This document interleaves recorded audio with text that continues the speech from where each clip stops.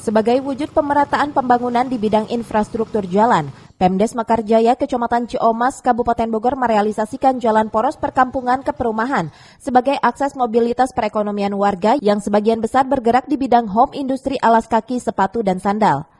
Jalan Kampung Sawah Kaum sepanjang 649 meter dan lebar 1,5 meter serta tinggi 0,15 meter ditutup sementara selama 18 hari. Pasalnya akan dilaksanakan pengerjaan betonisasi yang dibiayai oleh anggaran Samisade tahun 2022. Jalan Kampung Sawah Kaum tersebut sebelumnya rusak dan sering terjadi kecelakaan saat pengguna jalan melintasinya.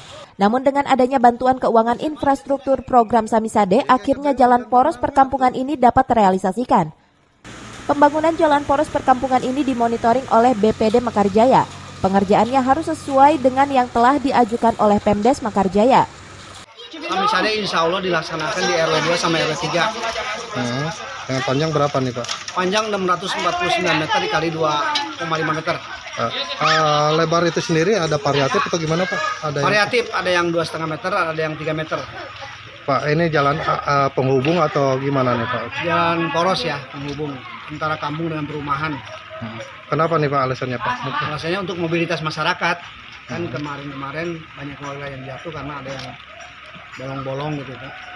Iya, peningkatan ekonomi rata-rata di kita UMKM sendal dan sepatu Pak. Itu lagi titik TPT di RW 06. Dari BPD Desa Mekarjaya mengawasi monitoring semua infrastruktur yang sedang dilaksanakan baik di RW 02 maupun di RW 06. Ini bagus sekali ya untuk membantu warga masyarakat khususnya RW 02. Jadi tentang lalu lintas karena kita ketahui di RW 2 ini jalannya sudah agak berbolong-bolong ya, tidak bagus ya. Jadi memang perlu perbaikan seperti ini. Ini terobosan yang bagus itu Pak. Dalam program Samisade ini, Pemdes Mekarjaya mengalokasikan anggaran Samisade tahun 2022 diperuntukkan 2 titik pembangunan yang menjadi prioritas, diantaranya betonisasi jalan dan TPT di RW 6. Dari Ciomas, Kabupaten Bogor, Iman Abdurrahman melaporkan.